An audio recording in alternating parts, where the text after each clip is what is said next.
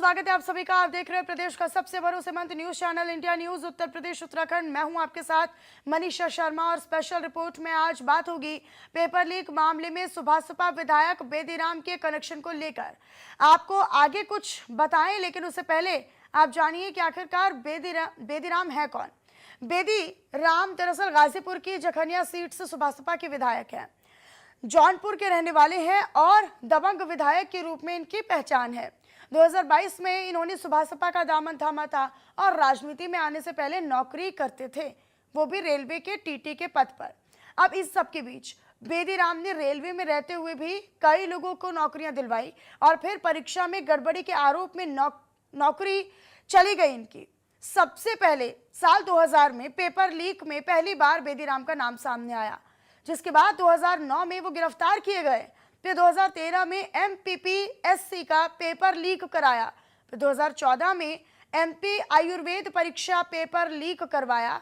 और फिर सबसे बड़ी बात वो ये कि जेल से पेपर लीक का रैकेट चलाते रहे। सुभासपा विधायक बेदीराम का पेपर लीक में नाम आने के बाद सियासी घमासान मचा हुआ है। इन सब के बीच बेदीराम को लेकर एक और खुलासा हुआ है। दरअसल बेदीराम जौनपुर जिले के जलालपुर थाने का हिस्ट्री शीटर भी है। वहां उसकी हिस्ट्री शीट 17A यानी 17A पर दर्ज है। साल 2022 में तत्कालीन पुलिस अधीक्षक अजय साहनी ने इसकी हिस्ट्री शीट खोली थी। जलालपुर थाने में बेदीराम के अपराधों की कुंडली है और हिस्ट्री शीट में यह भी लिखा गया है कि विधायक के पास 2 ईंट भट्टे भी हैं। वहीं इन सब के बीच विपक्ष यानी सपा और कांग्रेस अब दोनों ही दल हमलावर हैं और बेदीराम के खिलाफ कार्रवाई की मांग कर रहे हैं। पेपर लीक मामले में लगातार गंभीरता बढ़ती जा रही है। जांच एजेंसियां तमाम जगहों पर छापेमारी कर रही हैं। तमाम लोगों को अरेस्ट किया जा चुका है। अब ऐसे में बेदीराम विधायक का नाम आते ही राजनीतिक हलचल और तेज हो गई है। इंडिया न्यूज की इन्वेस्टिगेशन भी लगातार जारी है। दो रिपोर्ट के जरिए आपको ये समझाते हैं कि पेपर लीक को लेकर मुख्यमंत्री कितने सख्त और कितने गंभीर हैं और बेदीराम पर किस तरह कार्रवाई की तलवार लटकी हुई है। मामले की गंभीरता लगातार बढ़ती जा रही है। तमाम जांच एजेंसियां लगी हुई है। बिहार से लेकर तमाम प्रदेशों के लोगों को रडार पे लिया जा रहा है। तमाम जांचें चल रही। ऐसे में विधायक बेदीराम का नाम सामने आते ही सियासी हलचल तेज हो गई है और उसके बाद तमाम सारे बातें और वीडियो भी सामने आ रही है। तमाम सारी वीडियो भी वायरल हो रही है। और ऐसे में आपको बता दें कि OP राजभर को मुख्यमंत्री के यहाँ से बुलावा आया, उसके बाद फिर दिल्ली से बुलावा आया है और सूत्र बताते हैं कि रात को OP राजभर, अरविंद राजभर रात को अपने आवास पर पहुंचे थे। हालांकि अभी तक इनकी तरफ से कोई बयान नहीं जारी किया गया है। इन्होंने कहा है, अरविंद राजभर ने मिलने से मना कर दिया। OP राजभर के बारे में अभी तक बता नहीं रहे, बता रहे कि वो यहाँ से बाहर है। कहीं ना कहीं देखा जा सकता है कि सूत्र बताते हैं कि OP राजभर ने ये कहा है कि वो हमारे दल का नहीं बल्कि समाजवादी कोटे से विधायक है। लगातार सरगर्मियां तेज होती जा रही है।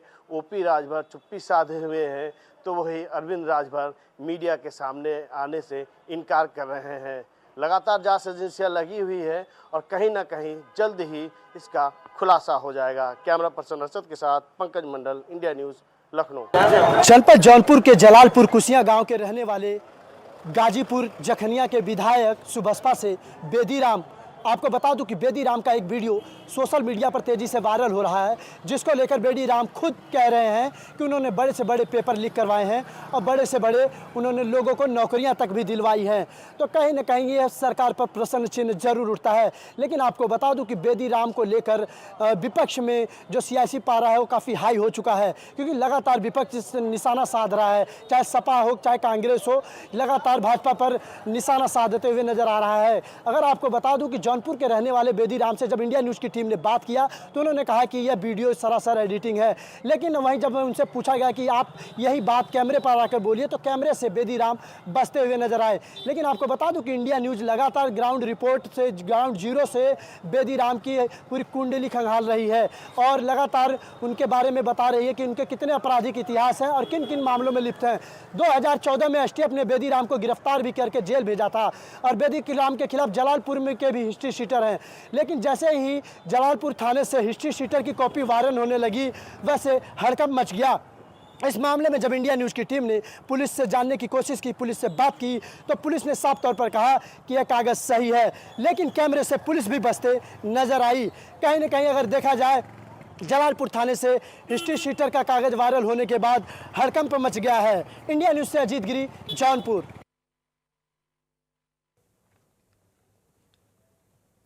चलिए आज इसी पर हम करेंगे चर्चा। हमारे साथ एक खास पैनल जुड़ा हुआ है, आप सभी का तारुफ उनसे करवा देती हूँ। चंचल कुमार जी, प्रवक्ता समाजवादी पार्टी के, हमारे साथ इस चर्चा में बने हुए हैं। तो डॉक्टर HN कुमार जी, प्रवक्ता कांग्रेस पार्टी के, हमारे साथ जुड़ रहे हैं। निकिता सरीन हमारी सहयोगी लखनऊ से जुड़ रही है। तो अभिषेक सिंह, संवाददाता लखनऊ से हमारे साथ जुड़े हुए हैं। दोनों खास मेहमानों का स्वागत है और दोनों सहयोगी भी हमारे साथ जुड़े हुए हैं। निकिता और अभिषेक, आपका भी मैं स्वागत करती हूँ। मैं मेहमानों के पास रुक करूँ, लेकिन सबसे पहले अपडेट जान लीजिए अभी तक का। निकिता, सबसे पहले आपका रुख करते हुए, अभी तक फिलहाल इस पूरे मामले को लेकर क्या अपडेट मिल रहा है? बेदी राम को लेकर क्या अपडेट है आपके पास? फिलहाल कितनी डेवलपमेंट्स है, कितनी इन्वेस्टिगेशन हो चुकी है, जांच एजेंसियां कहां तक पहुंची है? देखिए, नीट परीक्षा में गड़बड़ी होने के बाद अब जो एक बहुत ज्यादा वायरल हो रहा है बेदी राम, जिसमें कहते नजर आ रहे हैं कि पैसे देकर उन्होंने नौकरियां लगाई हैं, धांधलीबाजी की है, इसमें बेदी राम खास तौर पर अब बचते नजर आ रहे हैं। और वही मैं सुभाषपा अध्यक्ष ओम प्रकाश राजभर की अगर बात करूं तो राजभर भी पत्रकारों से बात करने से कतरा रहे हैं। हालांकि कल अगर बात करें मुख्यमंत्री योगी आदित्यनाथ की, तो योगी आदित्यनाथ ने, मुख्यमंत्री ने कल ओम प्रकाश राजभर को तलब भी किया था, उनसे बातचीत भी की थी। और उसके बाद ही अगर मैं केंद्र की ओर थोड़ा सा रुख करूं तो उसके बाद गृह मंत्री अमित शाह ने भी ओम प्रकाश राजभर को बुलाया, उनसे बातचीत की। हालांकि सूत्रों के हवाले से यह खबर आ रही है कि अमित शाह ने कई मामलों पर उन्हें समझाया भी है। हालांकि अगर उत्तर प्रदेश की परिस्थितियों को लेकर के बात की जाए तो कहा यह जा रहा है कि उत्तर प्रदेश की परिस्थितियां भी जानी थी, लेकिन फिलहाल जिस तरीके से अब ये तूलबाजी सामने आ रही है, इस पर खास तौर पर विपक्ष भी भारतीय जनता पार्टी पर, मुख्यमंत्री पर हमलावर है कि इनका अब रेजिग्नेशन चाहिए, इनको अब हटाना चाहिए, इनको सजा सुनानी चाहिए। हालांकि ये सारी चीजें अपनी तरफ सही है। अगर मैं विधायक की बात करूं, बेदी राम की बात करूं, तो उनकी लास्ट जो लोकेशन है वो गाजीपुर ट्रेस हुई थी। उसके बाद फिलहाल उनका कोई अता पता नहीं है और लगातार ये छुप रहे हैं। ऐसे में अब ये भी सामने आ रही है कि बेदी राम इस मामले में अपना कोई बयान देने पर तैयार नहीं है। पत्रकार जब उनके घर जाते हैं तो वो उनसे ठीक से बात नहीं करते हैं, उनकी जो फैमिली मेंबर्स है वो गलत रवैया अपना रहे हैं। ये सभी चीजों के चलते बेदी राम सामने नहीं आ रहे हैं। ओम प्रकाश राजभर भी मीडिया से बात नहीं कर रहे हैं। जब मीडिया उनसे बात करने के लिए अप्रोच करती है तो कहते हैं इसका जवाब मैं बाद में दूंगा। तो कहीं ना कहीं ये सारी जो संदिग्ध चीजें निकल के आ रही हैं, ये इस मामले पर तूल और ज्यादा दे रही है। और ऐसे में अब विपक्ष भी हमलावर हो गया है। और मुख्यमंत्री योगी आदित्यनाथ की बात करूं तो उन्होंने साफ तौर पर कह दिया है कि वो हमेशा सच के साथ है और अगर कुछ भी निकलता है इन्वेस्टिगेशन के बाद तो इस पर कार्रवाई जरूर ठीक है। की निकिता, जाएगी। अभिषेक जी का मैं रुख कर लेती हूँ। मेरे साथ लगातार मेरे संवाददाता लखनऊ से बने हुए हैं। अभिषेक, क्योंकि हम देख रहे हैं कि 2014 में बाकायदा पहले तो जो जब्तीकरण की कार्रवाई थी उसको अमल में लाने के लिए बाकायदा STF ने गिरफ्तार भी किया, पूरी अकूत संपत्ति की रिपोर्ट खंगाली और पूरी रिपोर्ट इनकी बनाकर दी गई थी। उसके बाद जब गिरफ्तारी हुई फिर चकमा देकर फरार हो गए, लेकिन तब से लेकर अब तक केवल संरक्षण मिला, केवल सपोर्ट मिला, सरकार बदल गई। हालांकि CM योगी आदित्यनाथ इसको लेकर अभी सख्त है और लगातार वो अपनी गंभीरता और सजगता इस पूरे मामले को लेकर दिखा रहे हैं। लेकिन क्या पूर्व की सरकारों को दोषी नहीं मानना चाहिए इस पूरे मामले में? बिल्कुल, मुख्यमंत्री बिल्कुल इस पूरे मामले पर ना सिर्फ सख्त हैं बल्कि एक ऐसा अचूक अभेद्य कानून लेकर सामने भी आ रहे हैं जिससे आने वाले वक्त में इस तरह के पेपरों की शुचिता ना सिर्फ बरकरार रहेगी बल्कि वो नज़ीर की तरह पेश किए जाएंगे। जल्द ही ये कानून दोनों हाउसेज में यानी लोअर और अपर हाउसेज में जुलाई की 25 तारीख तक माफ़ कीजिएगा, जो मॉनसून सत्र होने वाला है उसमें पेश भी किया जाएगा और उसके बाद ये वजूद में आ जाएगा। लेकिन अब बेदी राम का ये वीडियो उनकी पुरानी पृष्ठभूमि को ना सिर्फ खुलकर सामने ले आया है बल्कि ऐसे मौके पर जब पेपर लीक को लेकर पूरे देश में चर्चाएं हो रही हैं, उस वक्त बेदी राम जैसे किनपिन जो ना सिर्फ रेलवे भर्ती बोर्ड की परीक्षाओं में एक बड़ा नाम की तरह पिछले 10 सालों तक उनका नाम चला है, यानी ये बड़ी बात नहीं है। पश्चिम बंगाल, उत्तर प्रदेश नहीं, कई ऐसे राज्य हैं जहां पर बेदी राम के खिलाफ मुकदमे बाकायदा दर्ज किए गए हैं। एक मामले में बेदीराम को बाकायदा गैंग चार्ट में शामिल करते हुए हिस्ट्री शीटर तक बनाया गया है। तो आप ये समझ लीजिए कि ये जो मामला है 2014 का ही नहीं, उससे पहले का। खुद रेलवे में कर्मचारी के तौर पर बेदीराम टीटी के पद पर काम करते थे और शायद यही वजह थी कि उस दौरान दर्ज की गई 9 एफआईआरों में से 4 एफआईआर वो हैं जिसमें 2014 में एसटीएफ ने बेदीराम को इस पूरे मामले में रंगे हाथों गिरफ्तार किया था, बाकायदा प्रेस नोट तक जारी किया था कि ये बेदीराम है जो रेलवे की परीक्षा के पेपर लीक कराते हैं, कई जगह टेम्परिंग कराते हैं, कई जगह जरूरत पड़े तो सॉल्वर बिठाते हैं, यानी मुन्ना भाइयों को बिठाते हैं। और अगर कोई, और कई बार ओम प्रकाश राजभर का एक वीडियो वायरल है, इसमें वो खुलकर कह रहे हैं कि अगर आपके बच्चे को नौकरी चाहिए तो आप बेदीराम से मिल लीजिए, इनसे बता दीजिए कहीं किसी विभाग में नौकरी दिला देंगे। हमारे तो इस कनेक्शन है बात साउथ का तक भी। उद्घोष करते हुए हाँ, चाहे उन्होंने तो बात की है ना कि महाराष्ट्र हो, बिहार हो, राजस्थान हो, तमाम जगह पर उनके, मध्य प्रदेश हो, ये ऐसी जगह है जहाँ पर उनके अच्छे खासे कलेक्शंस हैं और बड़ी आसानी से चुटकियों में उनके ये खेल होते हैं, ये तो खेल की तरह उसे खेलते हैं। ठीक है, अब मैं ज़रा पॉलिटिकल, हमारे जो मेहमान जुड़े हुए उनकी तरफ रुख कर लेती हूँ। मैं ज़रा रुख करना चाहूँगी चंचल जी का। चंचल कुमार जी, अभी ये आप लोगों की अगर आप लोगों के समय में अगर कार्रवाई हुई होती, क्योंकि 2014 में हमें पता है सरकार आपकी की थी, अगर कार्रवाई हुई होती तो आपको नहीं लगता कि अब जो ये संरक्षण लेकर बैठे हैं, अब ये जो माननीय बने बैठे हैं, इन पर कार्रवाई हो सकती थी? देखिए, सबसे पहले तो मैं आपको बताऊं, शायद जानकारी आप अपडेट करिएगा, 2012 में ही कार्रवाई, सपा शासन में ही कार्रवाई इनके खिलाफ एक बार हुई थी। और उसके बाद जब भी मतलब जब भी कोई ऐसा मामला रहा होगा, सपा शासन में हमेशा, अगर हम देखें, बात करें, तो चाहे पुलिस की भर्ती रही हो, चाहे लेखपाल की भर्ती रही हो, चाहे ग्राम विकास की भर्ती रही हो, सब आदरणीय मुख्यमंत्री ने जांच भी कराई, कहीं कुछ नहीं मिला। और देखिए, जहां तक ये मामला है, ये मामला बहुत संगीन है, ये पूरे देश में बहुत ज्वलंत मुद्दा है। और आप देखें, ये 24 लाख केवल परिवार, 24 लाख परिवार ही नहीं है, बाकी जब भी किसी नात मात रिश्तेदार में, किसी रिलेशन में कोई बेटा अगर नीट की तैयारी करता है, कोई बच्चा अगर सेलेक्ट होता है, तो उसके एक पूरे समूह को भी, पूरे एक समूह से लोग जोड़ के देखते हैं कि भाई हमारे रिश्तेदार, हमारा चंचल जी, भांजा आप है, ये हमारा बता रहे हैं कि मुख्यमंत्री ने उस वक्त 2014 से पहले भी अखिलेश यादव ने इन पर कार्रवाई की है ना, आप बता रहे हैं कि गिरफ्तारी हुई थी, लेकिन फिर जेल से भी तो इन्होंने पूरा रैकेट चलाया, पेपर लीक तो जेल से भी हुए ना सर, तो यहाँ पर आपकी विफलता नहीं रही? नहीं, देखिए, सपा अब वही बात है, 7-8 साल हो गए हैं, सपा 8 साल से तकरीबन बीजेपी की सरकार यहाँ यूपी में है, और उधर लमसम 7.5 साल इधर हो गया, 10 साल ये लोग रहे हैं लगातार। मैं आपके कार्यकाल की सर बात कर रही हूँ, मैं आपके कार्यकाल की बात कर रही हूँ। अरे मैडम, हमारे कार्यकाल में जो भी इनके ऊपर आरोप लगा, सपा शासन में कार्रवाई भी हुई, आपको मैंने बता दिया।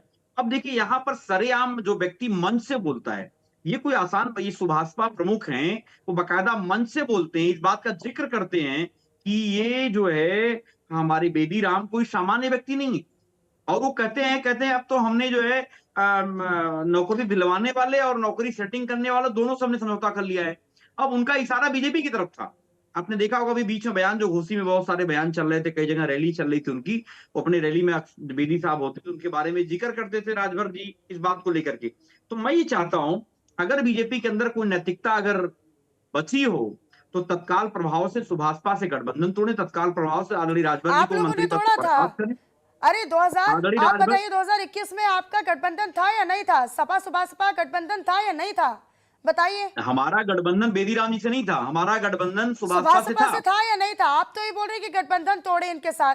हमने तभी तो जानकारी, तभी छोड़ दिया ना इनको, हमने छोड़ दिया ना इनको, इसीलिए छोड़ा हमने। ठीक है, डॉक्टर एचएन कुमार जी का मैं रुख कर लेती हूँ, मैं आऊंगी चंचल जी, आऊंगी। आप जो मैं आपसे सवाल कर रही हूँ, आप उसका सीधे तौर पर जवाब दे नहीं रहे हैं। आपसे मैं सवाल कर रही हूँ कि आप लोगों ने कार्रवाई क्यों नहीं की, इतना संरक्षण और इतना आप लोगों ने उसे पाला पोसा क्यों, जो आज माननीय बनकर बैठे हैं? ठीक है, मैं आऊंगी, मैं लौटूंगी आपके पास। चंचल जी, अपनी बात आप रखिएगा। मैं डॉक्टर एचएन कुमार जी का रुख कर लेती हूँ। एचएन कुमार जी, ये बात ये कह देना कि चलिए अब तो 10 साल हो गए हैं, अब उस बात को छोड़िए, अब जो कार्रवाई हो रही है, हालांकि कार्रवाई तो हो ही रही है, सीएम योगी आदित्यनाथ तो सख्त है ही, बाकायदा बस जब सत्र शुरू होगा तो अधिनियम भी आएगा, कानून भी बनेगा, कानून भी आएगा। तो आप उन सब चीजों को आप गिन रहे हैं कि चलिए आपने अभी तक कार्रवाई नहीं की, अब ये कह रहे हैं, चंचल जी कह रहे हैं कि ये तो 10 साल पुरानी बात हो गई है, 8 साल पुरानी बात हो गई है, तो ऐसे पल्ला तो ना झाड़ दिया जाता है। चंचल जी रुक जाइए, जवाब तो ले लो। मेरा जवाब सिंपल सा है, हम लोगों का 1 साल तकरीबन गठबंधन रहा होगा, 7-8 महीने का। 7-8 महीने में हम लोगों ने समझ लिया कि ये आदरणीय राजभर जी का जो काले कारनामे सारी चीजें हैं, हम लोगों ने छोड़ दिया उनका साथ। अब वो बीजेपी के साथ हैं। बीजेपी के लोग तो जितने पूरे देश के भ्रष्टाचारी हैं उनके साथ गठबंधन का है। आप महाराष्ट्र से लेकर के नारायण राणे से लेकर छगन भुजबल से लेकर के अशोक चौहान से लेकर के बड़े बड़े नेताओं से गठबंधन है। चाहे वेस्ट बंगाल चले जाओ, चाहे आप हिमाचल चले जाओ, चाहे आप यहाँ पर आपका असम चले जाओ, सब जगह बड़े बड़े भ्रष्टाचारी हैं, सब बीजेपी गठबंधन है। ठीक है, मैं लौटूंगी आपके पास। अश्विन कुमार जी, हाँ, सवाल था सर मेरा आपसे कि ये कह देने से कि भाई 10 साल बात हो गई है, पुरानी हो गई है बात, अब जो कार्रवाई हो रही है उस पर बात कीजिए। नैतिकता बाकी नहीं रह गई है बीजेपी में, तो नैतिकता के आधार पर गठबंधन तोड़ देना चाहिए। लेकिन ये अब का थोड़ी ना, ये तो पला फूला तो बहुत पहले से है ना सर। हाँ मैडम जी, मेरा नाम डॉक्टर हरिनाथ उपाध्याय या एचएन उपाध्याय है। हाँ, दूसरी बात आपसे मैं ये कह रहा था कि देखिए, ये पेपर लीक का मामला जो है, ये बेदीराम जी पहले से संलिप्त हैं, ठीक है, लेकिन हम लोगों को, पूरी आम जनता को अब पता चल रहा है। हालांकि इसके बारे में ओम प्रकाश राजभर जी कई बार भाषण दिए, टीवी आज पर चल रहा है, यूट्यूब पर, वो हम लोग आम जनता को अभी पता चल रहा है। लेकिन ओम प्रकाश राजभर जी को और बीजेपी को पहले से पता था। और जो आप चंचल जी से पूछ रही हो सकता है ओम प्रकाश राजभर सपा में एजेंट बनकर आए थे। अब जो है, जब उन पर ईडी सीबीआई का दबाव पड़ा तो वो भाग खड़े हुए वहां पर। हो सकता है इसमें भारतीय जनता पार्टी जानती थी कि ये पेपर लीक के मामले में संलिप्त है, इनकी कमजोर नस दबाई गई होगी, भाग खड़े हुए भाजपा के साथ। और जो चुनाव चला है, ये भी नहीं कहा जा सकता है, चुनाव में पैसा भी दिए होंगे, लिए होंगे ये लोग कमाए। ऐसे लोगों को भारतीय जनता पार्टी और उसकी सहयोगी पार्टी है, पोषती है कि चुनाव के समय इनसे पैसा वसूला जाए, इनकी कमजोरी को पकड़कर। आप बताइए, झारखंड में हेमंत सोरेन जी पर कोर्ट में फैसला दिया कि कोई अरे तो समाजवादी पार्टी का इंतजार कर रही थी कि हमारी सरकार 2017 में बदलेगी, तब जो कार्रवाई होगी हम उस पर बोलेंगे। उस वक्त क्यों नहीं कार्रवाई की? अगर हिस्ट्री शीटर बनकर उभरा था, आप ये बताइए। चल जी, एक मिनट रुक जाइए। एचएन जी का मैं रुक कर रही हूँ ना, उनसे मैं बात कर रही हूँ, रुक जाइए। एचएन जी, आप ये कह रहे हो उपाध्याय जी कि अभी जो कार्रवाई है उस पर हम बात कर रहे हैं, लेकिन क्या समाजवादी पार्टी और अखिलेश यादव इंतजार कर रहे थे कि सरकार बदलेगी तो हम पूरा ठीकरा उन पर फोड़ेंगे? भाई हिस्ट्री शीटर थे, कार्रवाई हुई थी, गिरफ्तारी हुई थी, जब चीजें निकली थी सामने तो शिकंजा क्यों नहीं कस लिया गया? एक अच्छा और सख्त मैसेज क्यों नहीं दिया गया सरकार की तरफ से? क्यों उन्हें संरक्षित करके रखा? मैडम जी ये बताइए, ये भारतीय जनता पार्टी एनडीए की सरकार और मोदी जी, योगी जी तो कहते हैं मैं अपराधियों को छोड़ूंगा नहीं, और आज इतने दिन हो गया पेपर लीक के मामले में क्या कार्रवाई हुई? एक निर्दोष मुख्यमंत्री को बिना प्रमाण तो कह रहे हैं ना कि सत्र शुरू होगा तो कानून भी पारित होगा, कानून भी बनेगा। वो तो कह रहे हैं ना कि पेपर एंटी पेपर लीक के बारे में आपको जानकारी है sir Upadhyay ji? Anti paper leak कानून के बारे में जानकारी है आपको? जी जी, पहले भी था, थोड़ा सख्त नहीं था, लेकिन सजा पहले के अंतर्गत क्या सजा मिली इनको? उसके बाद पेपर लीक का मामला यही तो सवाल है ना कि पहले के अंतर्गत क्या सजा मिली? चंचल जी, नहीं तो पहले के भाजपा क्या दी? 10 साल तो यूपी में सरकार भाजपा तो होने जा रही है, 10 साल से इनके कारनामे आ रहे हैं। आप बताइए मैडम, एक मिनट बताइए, एक हेमंत सोरेन जी पर कोई प्रमाण साबित नहीं हुआ, 6 महीने तक जेल भेजे रहे, और जिस व्यक्ति पर प्रमाण और आरोप सिद्ध हो रहा है उस पर क्या कार्रवाई हुई? उसको बुलाकर ओम प्रकाश राजभर उसकी पार्टी के मुखिया से गलवैया कर रहे हैं ये लोग। हो सकता है दबाव देकर और पैसा वसूल रहे हो, समझौता कर रहे हो, जो कि भारतीय जनता पार्टी का ये इतिहास रहा है कि चंदा दो, धंधा लो, पैसा दे दो, तुम्हारे सब। मुख्यमंत्री योगी आदित्यनाथ ने भी रिपोर्ट मांगी है, वो भी लगातार कार्रवाई कर रहे हैं, और उनके तरफ से कहा गया है कि हम सत्र शुरू होगा तो कानून सख्ती के साथ उसका अनुपालन भी होगा। लेकिन खुशी इस बात की होती है कि अगर आप लोगों के राज्य में, आप लोगों के सहयोगी दलों के राज्य में अगर इन पर कार्रवाई होती, शिकंजा कसा जाता, तो शायद आज ये माननीय बनकर अपनी गद्दी पर नहीं बैठे होते। राजनीतिक संरक्षण इन लोगों को मिला है क्या? सपा बसपा के कार्यकाल में इन लोगों को संरक्षण नहीं मिला? मैडम ये 2017 से तो इनकी सरकार है भारतीय जनता पार्टी की उत्तर प्रदेश में, इन्होंने 17 से तो 2014 में जब गिरफ्तारी हुई, उसके बाद जब मौके से फरार हुए, तो फिर क्या इंतजार कर रहे थे क्या? तो जो कानून तरीके से हुए तो तुरंत पता नहीं चलता है ना, पता चलता तो समाजवादी पार्टी। अरे मैडम उससे जवाब ले लो, आप पूरे डिबेट आप सपा वालों से पूछ रहे हो, सुनो आप। हाँ ठीक है सर, बोलिए चंचल जी। फिर मैं जाऊंगी आपको मैं अपने बताऊं एक सहयोगियों बात, के पास भी। आप 2014 पहुंच जा रही हैं, ये बीजेपी वाले 70 साल पहले पहुंच जाते हैं। मुझे एक बात बताओ, अब जब आपके सामने सारे के सारे तथ्यात्मक सारे के सारे प्रूफ हैं, आप बताओ बुलडोजर आपका कब चलेगा? और ये बुलडोजर केवल एक जगह नहीं चलना चाहिए, बेदी से लेकर के जो उनके सरगना हैं उनके खिलाफ भी कार्रवाई करने की हिम्मत है क्या सरकार के अंदर? नहीं हिम्मत है। मैं आपको बताऊं, अगर हिम्मत होती तो आदरणीय राजभर जी के बयान को कोट करते हुए उनको जेल भेजना चाहिए, लेकिन नहीं करेगी सरकार, ये इसके अंदर इच्छा शक्ति ही नहीं है। और मैं बता दूं आपको, पक्षपातपूर्ण रवैया काम करती है। जो बुलडोजर है, बुलडोजर की दो आंखें हैं, वो देखती हैं कौन से पार्टी का है, कौन से जाति का है, कौन से समाज का है, वो इस तरीके से कार्रवाई करने का अच्छा काम करते हैं। मैं चैलेंज अच्छा, करता हूं, तभी सुनिए तभी तो मैडम, अतीक अहमद आप, पर कार्रवाई हुई थी, तभी अशरफ अहमद पर कार्रवाई हुई थी, अरे तभी मैडम मुख्तार सुनो अंसारी तो, पर आप अतीक कार्रवाई हुई, अहमद निकल जिस गया, पर आप लोग अतीक माननीय अहमद बता चला देते गया। हैं। अभी अरे आप वर्तमान लोगों में के बात करो कार्यकाल आप। में आप लोग इस बात को समझिए ना सर, कि आप यहाँ पर बैठकर आप सफाई पेश कर रहे अरे हैं। आप अभी लोग क्या जिसके इंतजार कार्यकाल के कर रहे बारे थे में क्या बात तब करो, से? पहले वहां पे बात कर लो मैडम। और आप ही लोगों की वजह से हमारे वर्ल्ड प्रेस रैंकिंग जो है 181वें 161वें नंबर पे है मैडम, इस तरीके के सवालों के ऊपर है। आप लोग कम से कम निष्पक्ष होकर के सवाल सर पूछिए। निष्पक्ष होकर ही आज सवाल सवाल पूछने किया, का आपका लेकिन आप मौका उस यह है। पर रह सुनिए नहीं मैडम, पाते हैं। आप केवल गलती आप लोगों 2014 की है, भाग जब रही आपसे हैं। सीधे मुंह अभी सवाल आप किया जाता अभी है नीट तो का आप उसे सुनिए, जलेबी की ये तरह घुमाने व्यापम की का कोशिश विस्तार करने है। लगते मैडम हैं। सुनो, आप ये एक नहीं कि मिनट सुन सीधे लो। वर्ड टू वर्ड आप जवाब दीजिए। अरे मैं मैडम आपसे सुन तो पूछ लो, रही थी, लेकिन ये आपने बोला व्यापम कि का अभी जो विस्तार है। मौजूदा सबूत है उस मैडम पर क्या मैडम कार्रवाई हुई है, तो कार्रवाई तो मैडम चल मेरी रही है बात ना तो सुन सर। लो आप। ठीक है, आप मैं ही ज्यादा अभिषेक का बोलो, मैं रुख कर क्या लेती हूँ, बोलता मेरे हूँ। सहयोगी लगातार बने हुए हैं। अभिषेक, नहीं, ये विपक्षी दलों का कहना कि भाई 2014 में आप पहुंच जाते हैं, आप 60 साल 70 साल पहले पहुंच जाते हैं, लेकिन भाई ये तो सवाल करना बनेगा ना कि भाई जब आप लोगों की सरकार थी, आप लोगों का कार्यकाल था, तब अगर शिकंजा कसा होता तो इस तरह के सवालों की नौबत ही नहीं आती। बिल्कुल उस वक्त की राजनीतिक जो अदावत चल रही थी वो केंद्र वर्सेस प्रदेश चल रही थी, जो आप आज साथ में है। यानी तब कांग्रेस और समाजवादी पार्टी आपस में एक दूसरे से लड़ रही थी, केंद्र और प्रदेश में। और जब रेलवे का पेपर लीक होता था तो ये कहकर टाल दिया जाता था कि हमारी एसटीएफ ने गिरफ्तार कर लिया है, हाँ। लेकिन ये मामला सेंटर का है, यहाँ पर हम वही कार्रवाई करेंगे जो कानून के जद में। कुछ अलग से नज़ीर बनाने की कोशिश नहीं की जाएगी, भले ही बच्चों के भविष्य का खिलवाड़ हो रहा हो। और यही वजह है कि उस दौरान की सरकारों में पालित पोषित ये वो माफिया हैं जो जिनकी जड़ें आज इतनी बढ़ गई हैं कि अब ये खादीधारी हो गए हैं, अब ये राजनीति में उतर चुके हैं, जनता के प्रतिनिधि बन गए हैं। इनके खिलाफ आपको कोई कार्रवाई करने से पहले बाकायदा परमिशन लेनी पड़ेगी सदन से।